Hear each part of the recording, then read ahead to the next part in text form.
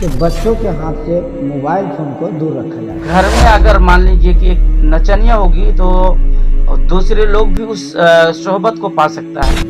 اگر اس کے ہاتھ میں موبائل فون رکھی جائے گی تو آٹومیٹک سسٹم یہ ہے کہ بچوں کے ہاتھ میں کھلونا پکڑانے سے بچہ اسی میں ملوث رہتا ہے۔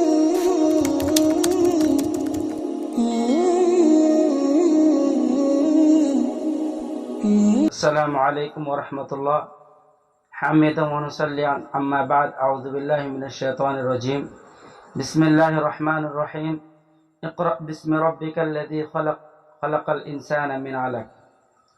محترم ناظرین، آج ہم علم کے اوپر گفتگو کریں گے، اور اس میں ہمارے ساتھ ایک ایسا شخصیت جو ندوۃ العلماء سے تحصیل فارغ ہیں اور ہمارے اس مدرسے میں مدرسہ ابی بن کعب میں درس و تدریس کا کام کرتے ہیں۔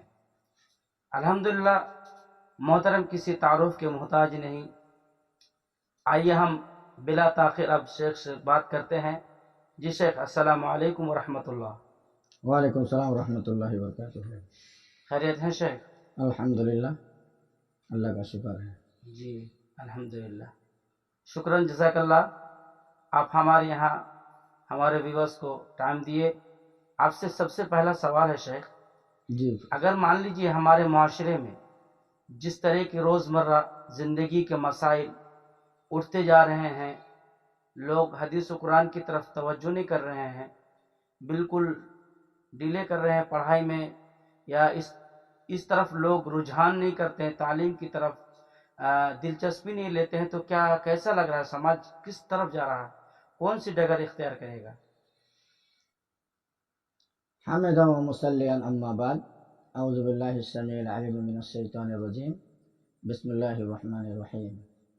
قل هل يستوي الذين يعلمون والذين لا يعلمون، وقال النبی صلی اللہ علیہ وسلم يقبض العلم بقبض العلماء۔ یہ صحیح مسلم کی روایت ہے۔ اللہ تبارک و تعالی نے فرمایا کہ جس طرح سے قل هل يستوي الذين يعلمون والذين لا يعلمون، جاننے والے اور نہ جاننے والے برابر نہیں ہو سکتے۔ جی، اور اللہ کے رسول کی جو روایت ہے اس میں یہ فرمایا کہ علماء کا اس علم کا اس دنیا سے اٹھ جانا ہی یہ جہلا پر آ جانا ہے۔ مطلب جو ہے کتابیں اٹھا لی جائے گی، کیا ہوگا شیخ؟ اس میں محدثین اکرام، ائمہ حضرات، بڑے بڑے علماء کو اٹھا لیا جائے گا، اور اٹھانے کی وجہ سے ہمارے اس دنیا سے علم کو ختم کر دیا جائے گا۔ جی، میں ایک بات کرنا چاہوں گا یہاں پہ۔ جس طریقے سے لوگ آج دینی علم سے یا دنیاوی علم سے پیچھے ہٹتے جا رہے ہیں، یہی وجہ ہے کیا شیخ؟ کہ مطلب کتابیں موجود ہوگی لیکن پڑھانے والے موجود نہیں ہوں گے دنیا کے اندر۔ جی جی، یہی ہے کہ انسان تو ہوگا لیکن مغربی تہذیب کے پیچھے بھاگے گا، اور اسلامک تعلیمات کے پیچھے انسانوں سے دور رکھا جائے گا۔ جی، تو اس سلسلے میں اگر مان لیجئے کہ ہمارے بچوں کو کس طریقے سے ورگلایا جائے، یا کیسے مطلب جو ہے چال چلی جائے جس میں ہم دینی علم کی طرف ہم اپنے بچوں کو لا سکے، ان کو راغب کر سکے، کیسے ہوگا یہ؟ کس طریقے سے ممکن ہے شیخ؟ سب سے پہلے اس کی ایک وجہ یہ ہے کہ بچوں کے ہاتھ سے موبائل فون کو دور رکھا جائے۔ اگر اس کے ہاتھ میں موبائل فون رکھی جائے گی تو آٹومیٹک سسٹم یہ ہے کہ بچوں کے ہاتھ میں کھلونا پکڑانے سے بچہ اسی میں ملوث رہتا ہے اور علم کو کہہ کر کے بھول جاتا ہے۔ اچھا، آپ نے بنیادی اسباب میں سے ایک اسباب آپ نے ذکر کیا کہ ہاتھ میں جو ہے گھر میں رہنے والوں کو یہ توجہ دینی چاہیے کہ گھر میں جو بچے جو گھر میں روزمرہ زندگی میں جو بسر گزر کر رہے ہیں، تو گارجن کو سب سے پہلے یہ دھیان میں رکھنا ہوگا کہ ان کے ہاتھ میں کیا ہے، یعنی کتابیں ہیں یا موبائل فون ہے یا جو علم کو ختم کرنے والی جو بھی اشیاء ہیں، ان میں سے کوئی چیز گارجن کو دھیان میں رکھتے ہوئے والد محترم کو، یا خصوصی طور پر والدین، والد تو گھر سے باہر چلے جاتے ہیں، والدین کو یا جو بھی ان کے گھر میں افراد ہیں ان میں سب سے پہلے لوگوں کو دھیان میں یہ رکھنا ہوگا کہ کس طریقے سے علم کے اوپر راغب کیا جائے، علم میں لوگوں کو کیسے دلچسپی دی جائے، نہ کیا شیخ؟ جی، اس کے بارے میں یہ آتا ہے کہ انسان کا سب سے پہلا جو کالج اور اسکول ہوتا ہے وہ ماں کا گود ہوتا ہے کہ امی کا ہی گود سب سے پہلا اسکول ہے.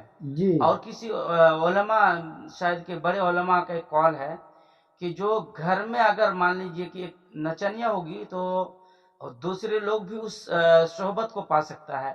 اس سلسلے میں ایک حدیث کو بیان کرنا چاہوں گا شیخ. ارشاد ہو. مان لیجیے کہ ایک شخص نے 99 آدمی کو قتل کیا تھا، صحیح مسلم کی حدیث ہے. جی اور مختصر میں بات عرض کروں کہ اس نے جو ہے توبہ کے لیے، اس کو یہ توفیق اللہ تبارک و تعالیٰ نے دی اور توبہ کے لیے گئے تو انہوں نے جو ہے غلط جگہ چلا گیا، غلط لوکیشن پہ چلا گیا. تو اس کے بعد کیا ہوا کہ لوگ جو ہے وہاں پہ پھر جو ہے اچھے عالم کے پاس گئے تو وہاں پہ کہا کہ وَمَن يَحُولُ بَيْنَهُ وَبَيْنَ التَّوْبَةِ، کیا ہمارے لیے توبہ ہے؟ تو کہا کالا نام، ہاں تمہارے لیے توبہ ہے، لیکن تمہیں جو ہے جس جگہ پہ تم رہ رہے تھے، جس سوسائٹی میں، جس خاندان میں، وہاں سے آپ کو جو ہے حالات کو چینج کرنا ہوگا، ہے نا شیخ؟ جی جی تو جی یہ سب سے بڑی امپورٹنٹ ہے کہ ہم اپنے گھروں میں کس طریقے کا ماحول پیدا کر رہے ہیں، دینی ماحول ہے یا پھر جو ہے لوگوں کی ڈائلگس وغیرہ ہم دیکھتے ہیں، کیا کرتے ہیں، یہ بہت بڑا معنی رکھتا ہے نا شیخ؟ جی. تو اس سلسلے میں ہمارے ویورز کو آپ کیا بتانا چاہیں گے، کس طرح کا پیغام دینا چاہیں گے؟ ہم یہ بتانا چاہتے ہیں کہ انسان جب پیدا ہوتا ہے، پیدا ہونے کے بعد انسان روتا ہے اور رونے سے پھر بڑا ہوتا ہے. بڑا ہوتے ہوتے جب انسانوں کو ہوش عقل آتا ہے تو اس کو سب سے پہلے اسلامی تعلیمات کے پیچھے بھگانا چاہیے، نہ کہ وہ دنیاوی تعلیم کے پیچھے بھگانا چاہیے. اسلام کی تعلیم یہ مدرسہ، مکتب وغیرہ ہیں، اس میں ہم سب سے پہلے اسے قرآن و حدیث کی تعلیم دیں گے.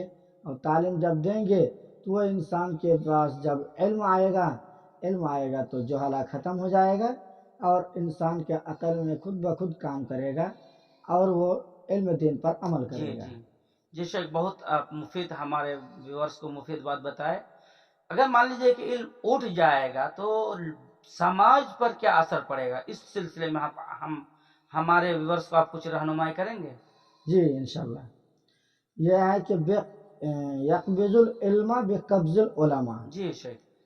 اس حدیث کے اندر بتایا ہے کہ علم کو قبض کر لیا جائے گا. جی. تو قبض کس طرح سے کرے گا؟ تو قبض اس طرح سے ہوگا کہ بہت بڑے بڑے جو علماء ہیں، ائمہ حضرات ہیں، محدثین کرام ہیں، اس کو وفات دے دیں گے. تو اس کے پاس جو علم تھا اس علم کو حاصل کرنے والا کوئی انسان نہیں ہوگا. جی جی. اور اسی طرح کا طلبہ بھی موجود نہیں ہوگا. تو پھر کیا ہوگا سماج کے اندر، کیا ہوگا جب پھر طلبہ؟ صرف یہ ہو جائے گا کہ کتاب نام کا رہ جائے گا اور تعلیم حاصل کرنے والے کوئی نہیں ہوگا. تو پھر سماج میں کیا اثر پڑے گا؟ سماج میں یہ ہوگا کہ وہ پوری کی پوری وہ جوہلا بن جائیں گے، جاہل ہو جائیں گے. اور اس کے بعد ایک بغیر علم والے وَافْتَحُوا بغیر علم، اور وہ بغیر علم کا فتویٰ فرائض کریں گے.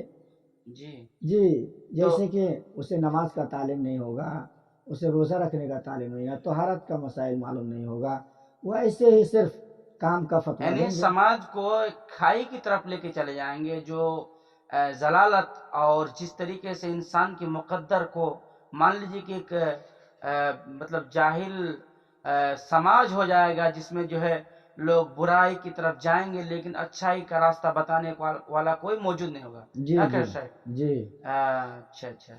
تو اسی لیے ابن عمر، عبداللہ ابن عمر عزیز کہا کرتے تھے کہ جو نبی مکرم کے حدیث کو لکھ لیا کرو اور زبانی بھی یاد کر لیا کرو.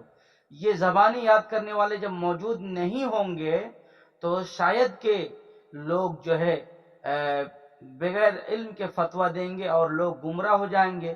تو آج ہمارے سماج کو انتم میں، آخر میں ہمارے سماج کو آپ کیا پیغام دینا چاہتے ہیں؟ دینی تعلیم کی طرف، دنیاوی تعلیم کی طرف لوگ کیسے جو ہے دلچسپی لیں، لوگ کیسے آگے بڑھیں، آگے بڑھ کر کے اس تعلیم کو کیسے دل سے لگائیں، اس کے لیے آپ کیا انتم میں کہنا چاہیں گے؟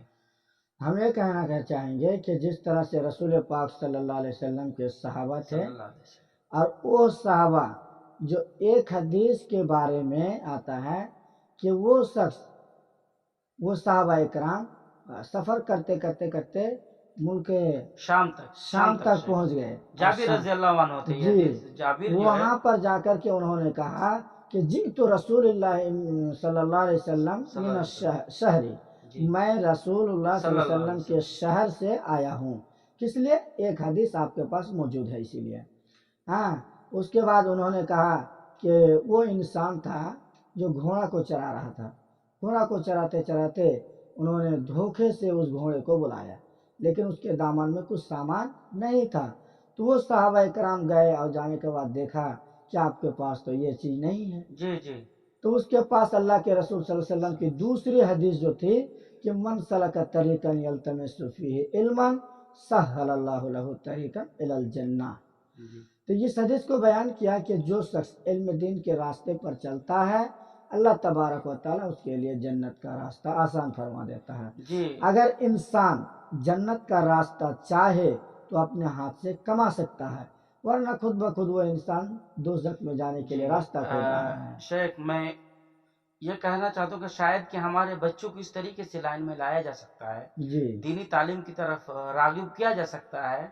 وہ یہ ہے کہ جس طریقے سے دنیاوی علم سیکھنے سے اس کو بہت زیادہ منافع ملتا ہے، فائدہ ملتا ہے، اسی طریقے کا اگر کوئی بندوبست کی جائے، جیسے اتنا پڑھنے کے بعد یا اتنی احادیث کریمہ کو یاد کرے، اتنی تفسیر میں اگر ماہر ہو تو اس کو اتنا پیسہ کا یہ بنایا جائے گا. تو اس طریقے سے شاید ہے کہ کسی طریقے سے بھی بچے دینی تعلیم کی طرف جو ہے راغب ہوں گے، دینی تعلیم کی طرف لوگ جو ہے دلچسپی لیں گے. ہمارا یہ لگتا ہے رجحان ہے. کہ شیخ آپ کا کیا رجحان ہے؟ میرا رجحان یہ ہے کہ اگر آپ دنیا کمانا چاہے تو دنیاوی علم حاصل کرتے ہیں، اگر اخروی علم حاصل کریں تو آپ کو آخرت کی کامیابی جنت حاصل ہوگی. آپ دنیا کمانا چاہے تو دنیا کمائے اور آخرت کمانا چاہے تو آخرت کمائے، آپ کو جو اچھا لگتا ہے. آپ کیا کمانا چاہتے ہیں؟ جی سمجھ رہے ہیں، لیکن ابھی بچے کو سمجھ نہیں ہے، ابھی لوگ سمجھتے نہیں ہیں. تو کس طریقے سے اس کو جو ہے رجحان اس کو دیا جائے؟ ابھی تو اس کو جنت اور جہنم کا علم ہوگا تبھی تو. نبی اللہ تبارک و تعالیٰ نے اسی لیے تو کہا تھا فَعْلَمْ أَنَّهُ لَا إِلَهَ إِلَّا اللَّهُ. پہلے لا الہ الا اللہ کا علم حاصل کر لیجئے، اس کے بعد پھر آپ استغفار کیجئے.